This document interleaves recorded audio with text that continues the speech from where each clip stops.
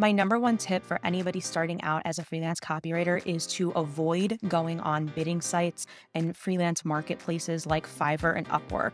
Although you can get your start on these sites, it's going to be a bit of a struggle if you can't find the higher paying clients. I'm Christine. I'm a former 9 to 5 salesperson turned freelance copywriter, and now I teach other aspiring writers how to get on LinkedIn and land high paying freelance clients.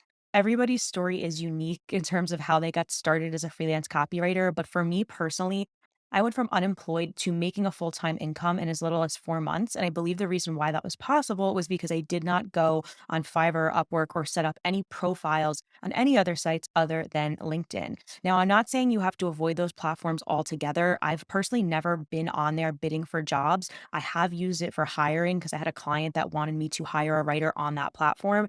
To me, it seemed very saturated. It kind of seemed like a meat market for writers. So not only do I not like how saturated it is, I don't like that it puts the client in the driver's seat. I don't like that the client has their pick between you and a million different writers because of the way it's set up. And I don't like that they take a portion of your earnings. I go through hell and back in my freelance business to make sure that nothing is taking a portion of my earnings. That's why I don't really accept payments via PayPal from clients. It's why I don't accept wire transfer fees for my clients abroad. And it's why I don't use any payment services for the most part. I always demand that my clients pay me direct deposit because that's the way to get the full portion of my fee. I just don't like the middleman. It's more worth it for me to cold pitch the client myself, build my own relationship, and command my full rate and have more control over the entire process. I believe every writer, even the ones that are introverted or who don't think of themselves as salesy and great client relationship managers,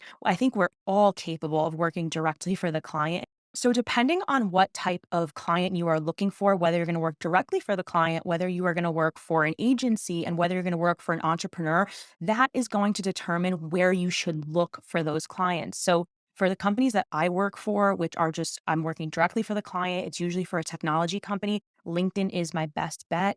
There's obviously a lot of agencies that deal with technology writers, so that could be good for me too. But for me, I'm not going to find my clients on Facebook or Instagram.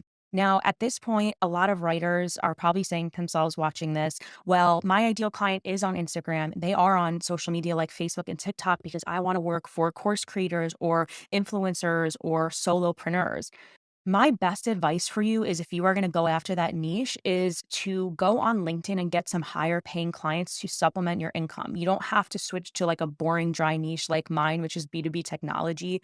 I think I went the most secure route possible just because of like where I am in my life and wanting to build wealth and needing to make this a full-time thing. I never went from side hustle to full-time. It was like unemployed to full-time, so I needed to go full blast. So I was very strategic about targeting companies that I knew had the budget. So my advice to you is if you are going to go for course creators or solopreneurs, people who don't necessarily have a huge budget for writers, work with them, get the experience, build your portfolio, but then go on LinkedIn and try to find a company with a big marketing budget that's going to pay you to write about topics that you like to write. So let me give you an example.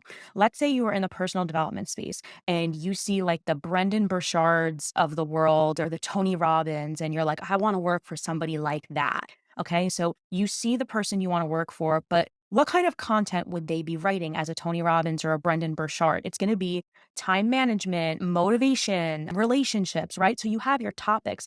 Now go on LinkedIn, find companies that are going to write about those topics too. So maybe you're not writing for Tony Robbins, but maybe you're writing time management articles for a website like Toggle or those timekeeper apps that people are using.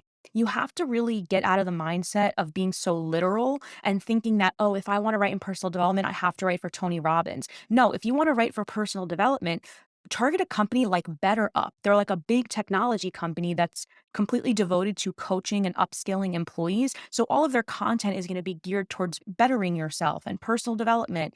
Same with if you're, let's say, like a spiritual Reiki new age writer. Instead of targeting like your favorite tarot card reader on Instagram, maybe you go online and see like what is the most profitable product within the new age space. Oh, well, I see that this publishing company puts out all of the new age books. Maybe I could target them.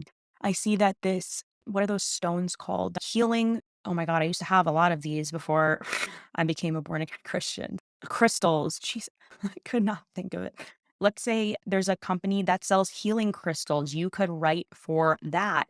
You want to just see which companies are producing content that is in the general area of what you want to write. And that's why I believe LinkedIn, despite your niche, despite you maybe not thinking your ideal client is on that platform, I think you will still be so much better off getting on that platform and targeting these clients directly on a non-saturated platform versus getting on Upwork and Fiverr and getting into the whole like bidding war and pay and writing for pennies, all that stuff. Now, if you want to know the story about how I actually got on LinkedIn and built my freelance business step by step, you're going to want to download my LinkedIn guide below. I tell you a little bit about how I transitioned and replaced my 9-to-5 income with a freelance income. It's a free downloadable guide for you, and you can learn how to set yourself up on LinkedIn step by step. See ya.